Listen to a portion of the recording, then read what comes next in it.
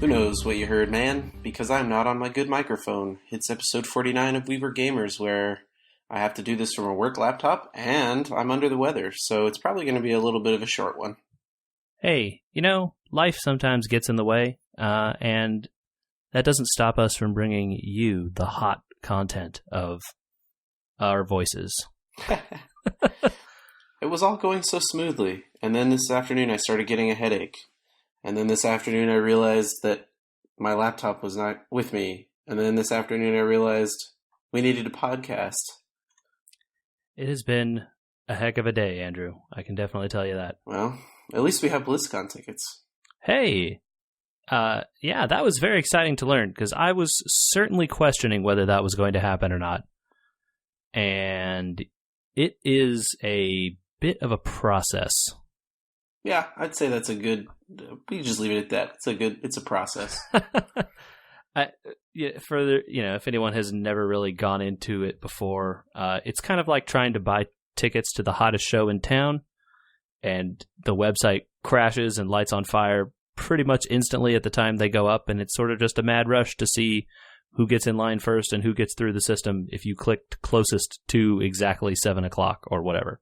Well, given the things we have to live through with the Comic-Con system, aren't you kind of glad that even with the popularity of BlizzCon, there's still the mad dash to the door? The first in line gets tickets, click the fastest. I was literally just about to bring this up with you. I'm glad you brought it up first, actually, because I was speaking with another friend of ours, Matt Miller, and he was saying, I was trying to explain this process to him because he was talking about doing the Comic-Con thing. And it was kind of like a nostalgic feeling for he's like, oh, I remember how that used to be. It's like, we've all missed the mad dash for the door in this more orderly world where Comic-Con tickets are handed out in queues and there's this long drawn out process. Yeah, multiple days of different batches of people getting tickets and different allotments and for different days of the convention based on, just get rid of it all. The member ID system is way stricter. You have to log on, who knows how quick ahead of time and a year in advance or something. If your account is newer, you can't even register. And oh my God, the Comic-Con system is just the worst. At least the BlizzCon system is just fair. Everyone make an account, click go at exactly the time. Winners clicked first. And right. And Andrew was a winner this time, so good job. This is the first time, I think, for me, since it's become a thing.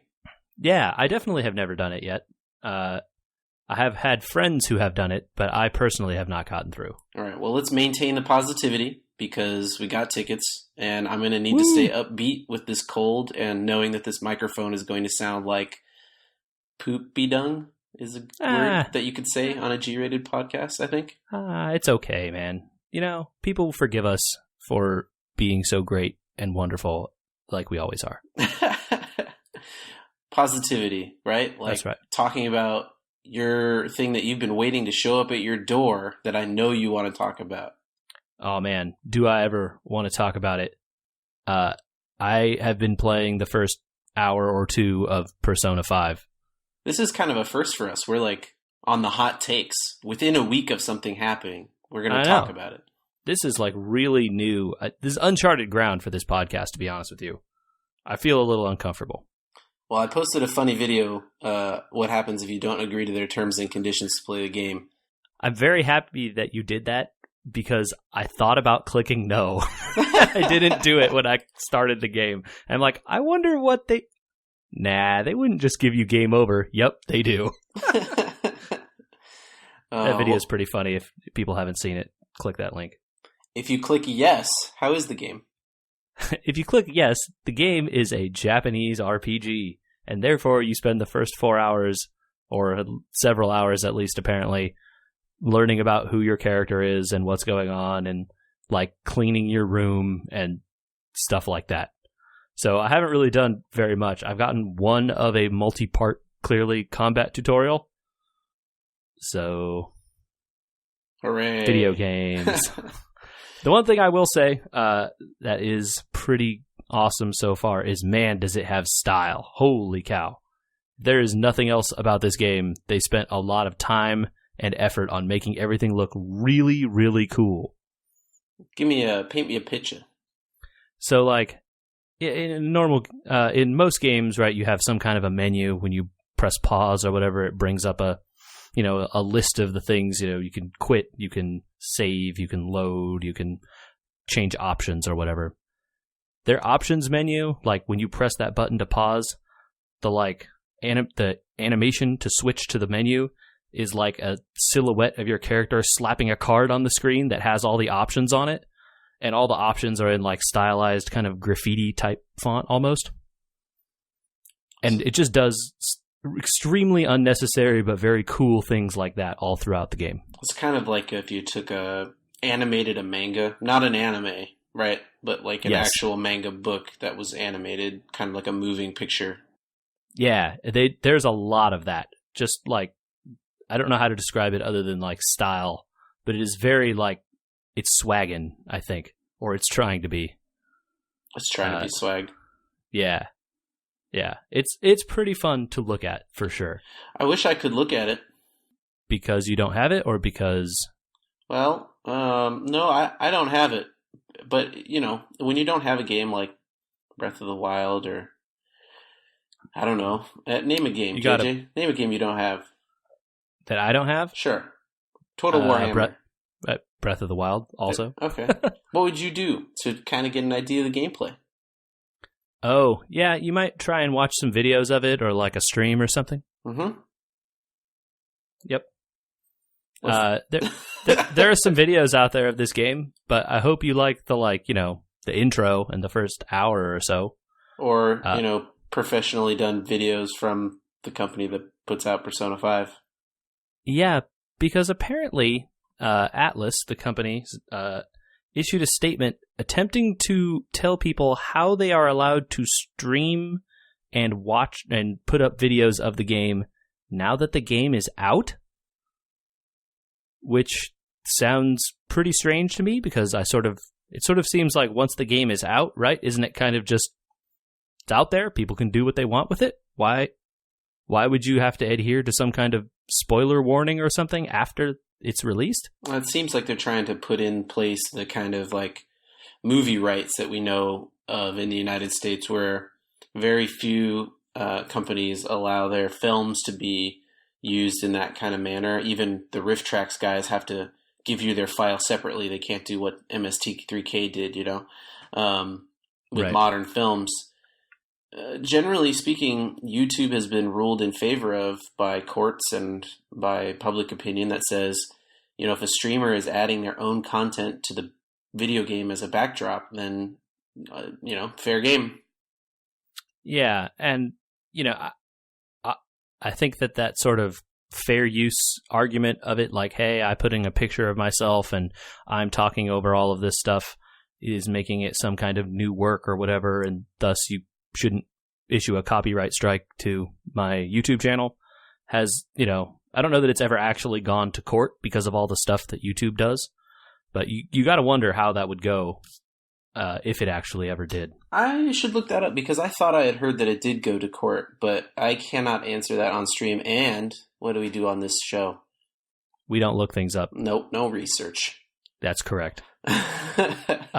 So I just think it's pretty unprecedented of them to say, like, hey, they like name a specific point in the game. The game has a calendar in game. It's like, hey, if you try to stream past this day in the game, be warned, we're going to issue copyright strikes and DMCA takedowns against these videos. Like, what? I've never heard of a video game company trying to do something like that. It just seemed very out of the ordinary. After you've saved your file 83 times, you are no longer allowed to stream the game. Dude, like, pretty much. That's like more or less what it says. That just seems really crazy to me. Like, who would say that? That's insane. It's like, oh, you can't talk about this movie that you just saw with your friends afterwards because we have a copyright on the content of the movie that you saw. All accounts of the game are strictly the property of the NFL, and any attempt to discuss the game. Oh my God, yes, exactly. It's like, I can't tweet about this NFL game that I'm at because I'm infringing on the NFL's copyright if I take a picture of the field. According to their copyright, you can't even talk about it at the water cooler. Like, what is that? I don't even know. It's just insane. I don't know. I thought it was a interesting example of people clearly trying to put the cat back in the bag. And like really obviously, I think they're like, oh, we don't want people to spoil this game for other people. Like that is a good faith idea.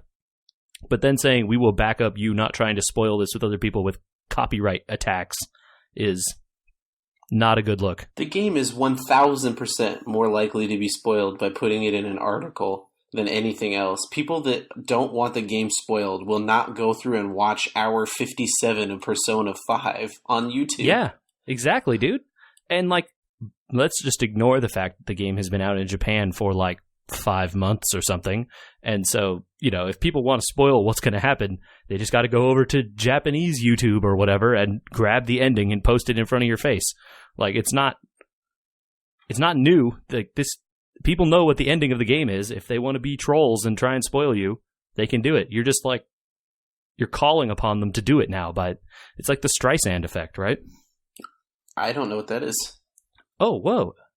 Well, education time. The Streisand effect is a case where information that you don't want shared, by discussing the fact that you don't want it to be shared, causes it to be shared more. Oh, so like when the celebrities like get caught drinking and driving. And then they sue the people who took the pictures of them, the pictures get spread wider. Right, okay. And this is a case of the same thing, where like, we don't want you to talk about the end of our game. Here's what the end of the game looks like. Right? Isn't that like the exact next thing someone is going to try and do as soon as you hear, ooh, forbidden knowledge? You know, in this day and age, marketing, ? Gee, it sure seems like a lot of companies have embraced that fact and not done things like this. Well, I'm wondering if things like this are now marketing. That's like some four-dimensional chess right there, Andrew. I'm not playing on that level. Because it's not impossible that someone over there is very crafty, but I kind of don't think so. This is a very mean way to be crafty. Yeah, maybe too mean. Oh, well. Well, you're enjoying it so far? Yeah, it's really cool. And, you know, I'm just in the setup phase. You know, I'm learning about my character has semi-magical powers, and there's some stuff going on, and a lot of like animated cutscenes and stuff that are really pretty. So, you know, there's a couple people that seem like they might kind of form into a crew, maybe. We'll see. You're going to have a posse, a squad? Yeah, dude. Oh, yeah. These games are all about assembling a squad, Andrew. I think that, for sure. I forgot to tell you at WonderCon, I think every single t-shirt booth had some form of a Squad Goals t-shirt. You know, Squirtle, Squad Goals. Sure. All sorts of stuff like that. It's a popular theme. I could see it. I mean, I want to be part of the Squirtle squad, I think. Yeah. I think I want to be part of that. I'm pretty sure that Squirtle is anti-Team Rocket, which is fine with me. Yeah, that's where you want to be, right? Absolutely. All right, well, I think that's enough Persona 5 until you get a little bit deeper into it. Next week. Next week, we're also going to have to talk about some Hearthstone, so I don't know. Well, you might have to wait a little bit longer. Well, that's all right. The game's apparently 100 hours long, so we got some time. Have fun with that. Hey, it's a little bit of a short week, too. So we did one of those things where we think of a theme, and JJ and I were kind of anti-listicle, despite enjoying our last one. Yeah, I thought it worked out. Oh, it worked great, but I think that it's just, you know, with the amount of listicles that you see shoved in your face on Facebook every day, maybe we should only do it once a year. That seems like a fair proposition. So we thought of a theme instead. Yeah, and the theme is... you worded it better than me. The old game that you never played. The old game that we think you should play, that you probably never did. Probably. I don't know who said it better. I think you reiterated it better this time.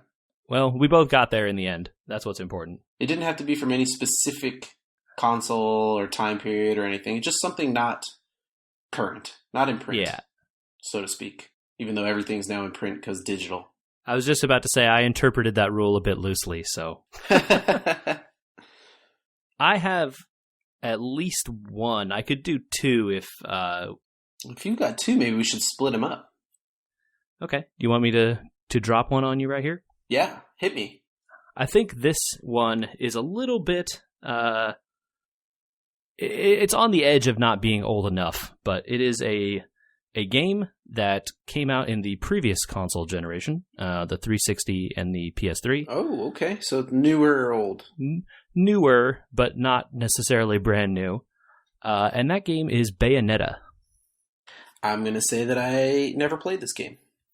It is a action. They call them like stylish action games, in sort of in the vein of a game like Devil May Cry, or those sorts of games where basically you have a bunch of moves and combos and stuff where you try to blow up all the bad guys in like fancy and ever more fantastical and crazy ways.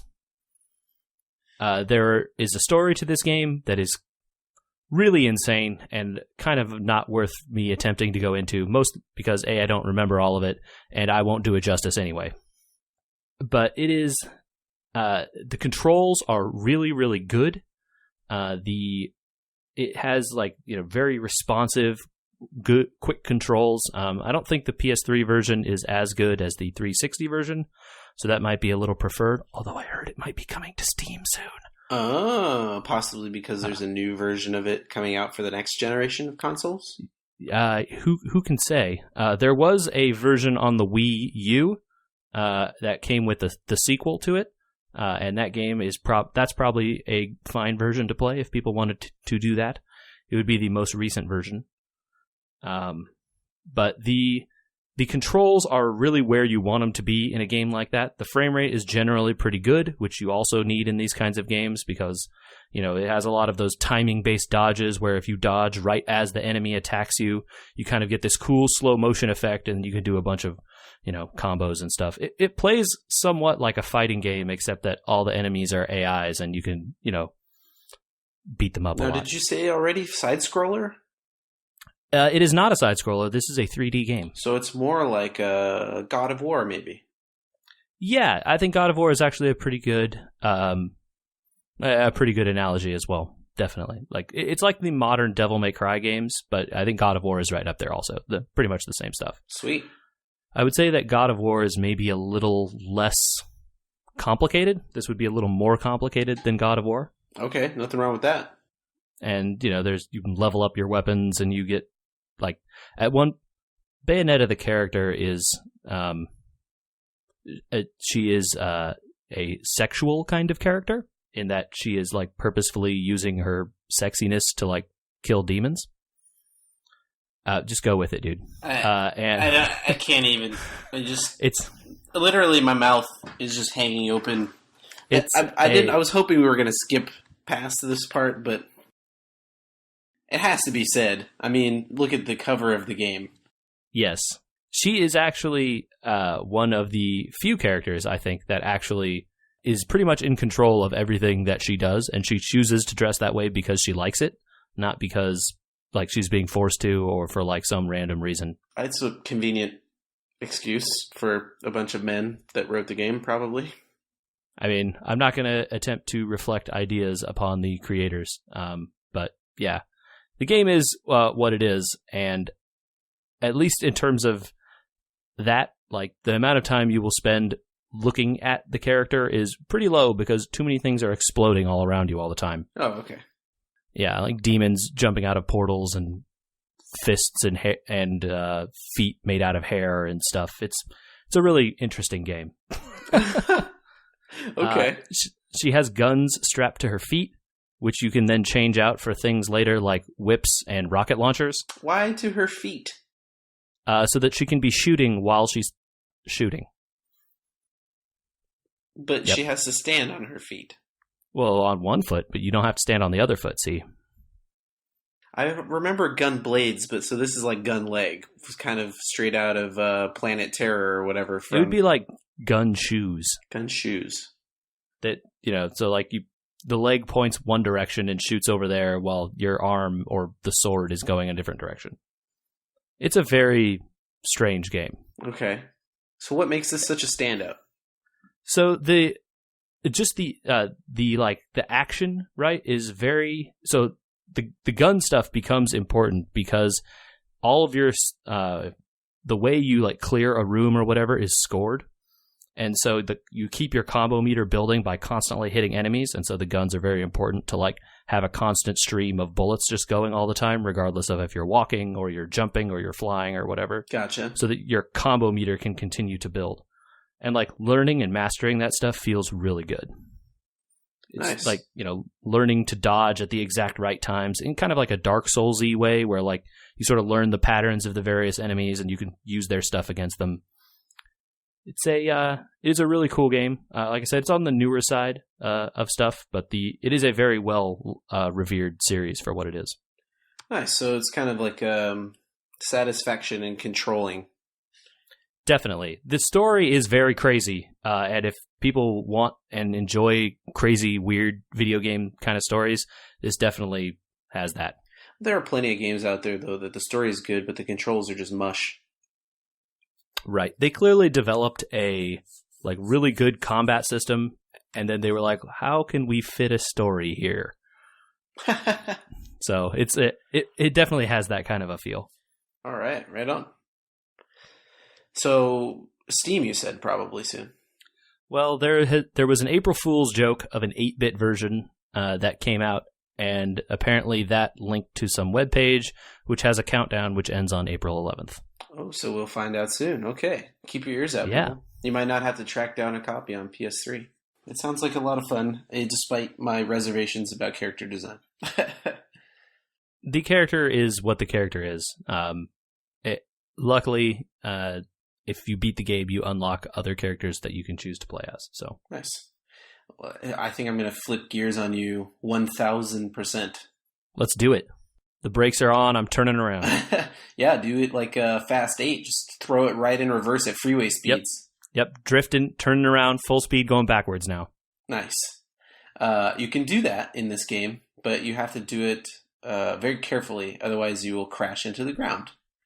Oh, no. Yeah. And unlike your game, I don't think you actually ever see the main character of this game. Whoa. Ace Combat 4. Oh, dude, yeah. Ace Combat 4 Shattered Skies was the subtitle, I think.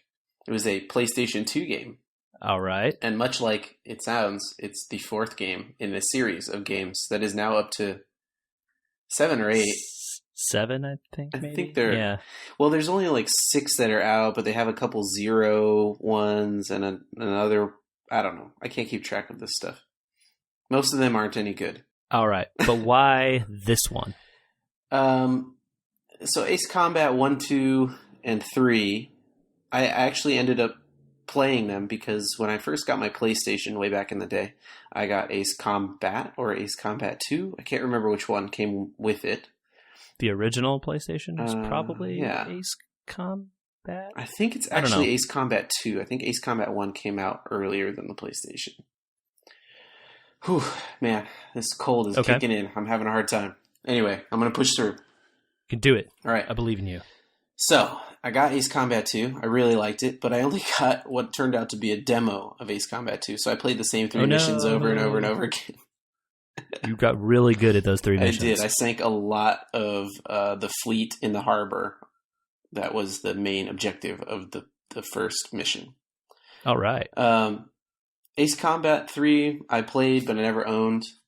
Ace Combat had an arcade machine at one point, which had arcade. I think Ace Combat 2 or 3 in it as well. Because, of course, Namco, they had to make an arcade, right? Yeah, they had so many different arcade machines back, in Japan in those times. So yeah, Ace Combat 4 came out, and it kind of looked really cool. And what sold me about it is it's really silly, but it came in this gigantic box. It was the first thing I'd ever seen that used the PlayStation 2 serial port, because the gigantic box came with a flight stick and a throttle. Oh my god! But it only worked with your PlayStation. Man, you can't use the old Microsoft Sidewinder that you had for playing TIE Fighter back in the day? No, back in the day, no, you couldn't side cross contaminate. They wouldn't allow it. So oh man. But it came with this gigantic throttle, and I found it, in EB Games or something. It was like half off. So I bought it. So already we're on like page awesome, right? Yeah, dude, dude. Anytime you have a HOTAS, that's good, right? Absolutely. That's a acronym for hands on throttle and stick. I think that's what that stands for. I believe you're right. Yeah, those giant like joysticks that you use to control planes and stuff are so cool. And it had been a long time playing this. My granddad had Microsoft Flight Simulator on his computer, right? Yeah.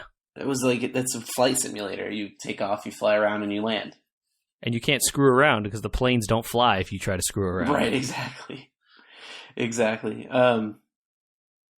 This is kind of the first experience of a game with planes in it, where you could screw around, you could fly around in circles, you could dogfight with other planes. And it's an arcade-style shooter, kind of like, the X-Wing Rogue Squadron series a little bit. Sure. You got like 95 missiles on a plane that can hold 6.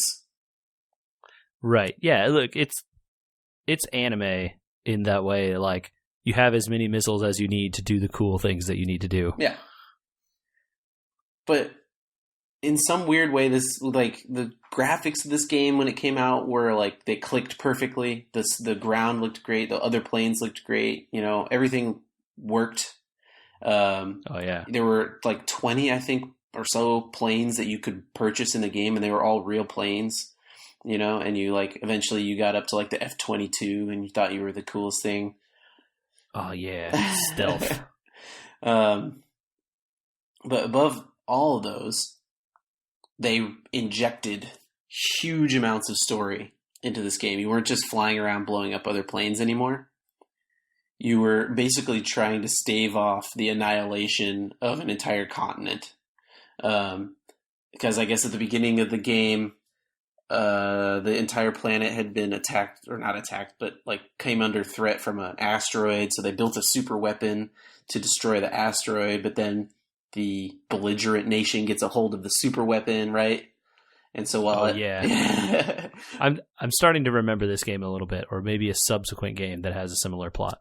Ace Combat 5 is a direct sequel to this game. Okay, that might be what I'm thinking of. Yeah. So you play this like fighter pilot that nobody expects to do much of anything in the middle of a war that everybody's losing. And all of a sudden you start to turn things around.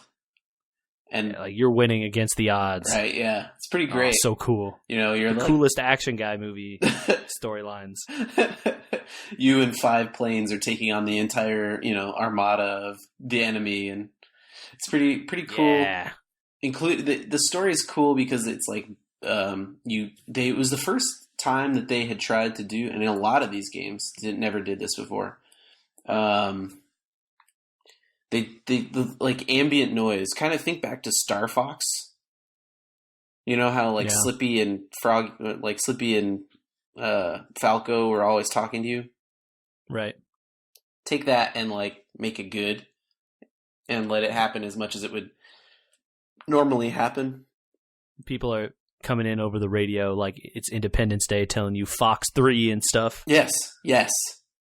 Oh, that stuff is so cool. Dude, right now you gave me the chills by saying Fox 3, just so you know. Oh, yeah. Like, because that happened all the time in that game. You'd be like, your wingman was talking about how there was somebody behind you, and, I got him, Fox 3, Oh, that's so cool.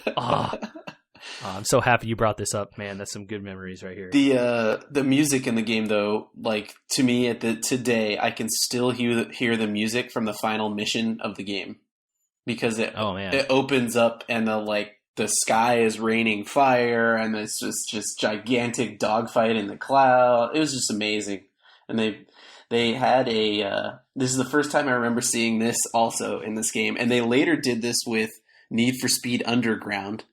And I'll explain why that's awesome in a second. Okay. But in the menu screen, once you beat the game, they unlocked all the music and you could just leave your PlayStation on and like select the songs you wanted to play next. Oh, yeah. Need for Speed Underground did that. But they didn't use music like this game used an orchestra. Orchestrated music, right? Yeah. JJ, do you remember what Need for Speed Underground used for music? I'm just going to assume badly licensed 90s music. Your favorite song from the Yin Yang Twins and the Kings of Crunk and Lil Jon and the East Side Boys, Oh, man. Get Low? Like, because, wow. You got to lower your ride, man, to the ground I mean, when you put effects on it. That's true. You do have to drop it to the floor. That was the title track, and then they had, tons of other rap music and hip-hop on there as well. You can't see my face, but I'm making the, kind of look over here. That's not... Look, I didn't pick Need for Speed Underground as my game you had to go out and play. Let's be clear about that. I picked the one that came with music that you could play that was played by an actual Philharmonic orchestra. Yeah. All right. I really am happy you brought this up because those kinds of games feel like they aren't made that much anymore. And some of those feelings in those dogfights and stuff, like even going back to games like TIE Fighter or like just trying to fly at all in Microsoft Flight Simulator, just like really cool accomplishments, like feelings of doing like really good at something that's hard. I feel like this game was the culmination of those games, right? It didn't have the skin of Star Wars on it to make it as cool, which means not many people played it. But it took everything good about those arcade-style games when it came to flight games. It gave you enough ammunition, but not too much. It gave you the ambiance. They poured money into the graphics. They made the controls believable, but also forgiving, so that, you can do, like, a split S, like you could actually do a split S maneuver in the game. But if you didn't execute it perfectly, your plane didn't stall out. You didn't die, right? Yeah, they help you out. It had the cross chatter. It had everything, and it was pre-achievements. Yeah. So the achievements in the game were you could tell, oh, there's an ace on this level. I must need to shoot that guy down. That was it. Yeah. Like you fulfill the mission requirement, and then you try to do more by shooting down the ace or finding extra targets or stuff like that. And if you got the ace, you got an extra skin for your plane. And once you got all the aces, that was it. You didn't have to chase points on your Xbox Live account and blah, blah, blah. It was like it was the sweet spot, I think, for this type of game. So that's why I say people should play Ace Combat 4. Well, that's awesome. And good memories, man. That is a cool series, and I am very happy that you reminded me that I like it also. I think I gave away, my PlayStation 2 and most of the games that came with it, but just for the memories, I think I still have my Ace Combat 4 somewhere. Well, if you need a PlayStation 2, I think I still have one that works. Awesome. All right, well, I think we do still have time, and I'm still sitting upright. My cold hasn't knocked me over yet, to knock out your other game, JJ. Well, you can lean back in your chair and let me regale you with the second title that I think people should play more, and if they can find it. And that game is PaRappa the Rapper. Oh my god. It is a PlayStation 1 title that is almost... I can say that it is probably... The original game is probably unplayable on modern TVs. You probably can't beat it. It's the time... So it is a music game, if it wasn't obvious. PaRappa is a cartoon dog. And he has a girlfriend who he's trying to ask out. So in order to ask his girlfriend out, he has to do all the normal things, like learn karate, learn how to drive a car, bake a cake, and end up on stage at a concert. Like, the normal things you do to ask out your girlfriend. You didn't learn how to drive a car and bake a cake and take karate lessons and sell a bunch of stuff at a swap meet before you asked your girlfriend out? I did some of those things before I asked a girl out, but I don't think that it was targeting a specific person. Well, PaRappa has some interesting ideas about how to live life here, but the story is kind of secondary, although it is fun and very cute and extremely family friendly. It is a game that the songs, you're going to hear them, and they will stick in your mind forever. I can still probably recite at least 2 of the songs by memory. Give me 2 lines. Give me 2 lines of your favorite lyric. All right. The easiest one that you'll hear immediately is the first stage, and you are in karate lessons, and you're taking lessons from Master Chop Chop the Onion, who is a giant onion wearing a gi. And the start is kick, punch. It's all in the mind. If you want to test me, I'm sure you'll find the things a teacher is sure to beat ya. Nevertheless, you get a lesson from teacher now. Kick, and then it goes off. It is wonderful. I can't tell you how good it is. Hold on. You're missing. I got a slow clap for you. Thank you. That was a hot 4 bars. That's probably all you're going to get from me. But so the gameplay of it, this is before games like Rock Band or Guitar Hero existed. And it preceded excellent games, one that I will talk about at length on this show now that you've reminded me about it. Games like Patapon. Oh, yeah. It is before any of that stuff. It is a rhythm game, so you have to keep rhythm with these masters sort of teaching you these raps. And, like, rap is a very loose word here. But, like lyrical music and speech. And, it's PlayStation controllers. There are the 4 face buttons on the side there. And there's kind of some tracks up at the top that go sideways. And you kind of have to follow along and press the buttons in order at the same timing and stuff that they do. Now, that's all well and good. The sticking part kind of comes in. The part that I say is probably unplayable on modern TVs is because this game was designed for CRT televisions. And the timing windows for some of these songs are really small. Like frames. Yes, and like they get precise. And if your input is wrong, Andrew, you're not rapping cool. It is very important to be rapping cool. This might be a hard concept for people not of our generation to understand, but the way televisions work is that they scan lines of input and put it up onto the television, either progressively or from the side interlaced. Right. So they come in from the sides or they come down from the top. Correct. So as you can imagine, if they were coming down from the top and you needed to be timing them from coming down from the top and the game then put them in interlaced, the timing would then change. Right. And the bigger issue is that modern TVs, your HD TV you have at home with your fancy whatever kind of technology you have, is there's digital stuff involved there, and the lights can only turn on and off so fast compared to the electron gun that existed in the back of your the CRT back in the 90s or 80s. And that thing is really fast because it shoots electrons which move at the speed of light. Compared with the speed of the light turning on and off on your television, there's some amount of delay there. And it's not a lot of delay, enough that you're not going to notice it 98% of the time. But when you have to really be on that 1/8 beat within a window of like 3 or 4 frames, otherwise Master Chop Chop Onion is going to kick you to the curb, you got to get it right. Well, suffice to say that this is a tough game to play these days. I hope and would love to hear that Sony announces a new version of this game available to more human beings and altered in some way that you can play it in a normal on a normal TV. Well, like the other 2 games we picked, I'm not certain PaRappa was like staying power popular, but God, oh no, it certainly wasn't. That game was uber well reviewed. Everybody loved it.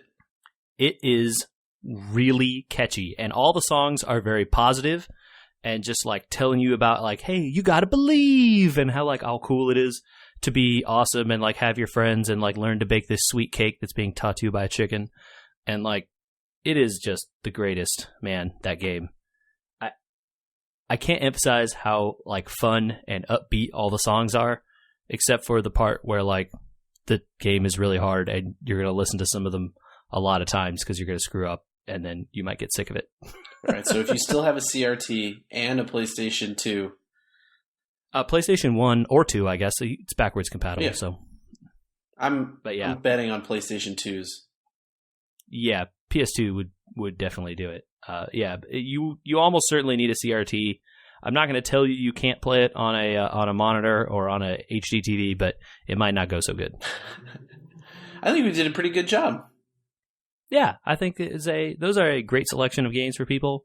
Man, that Ace Combat one brought back some awesome memories. I just want to fly around and like shoot the enemy bugs off my wingman and stuff. Oh, so cool. I definitely want to go play God of War after talking about Bayonetta. Yeah, dude.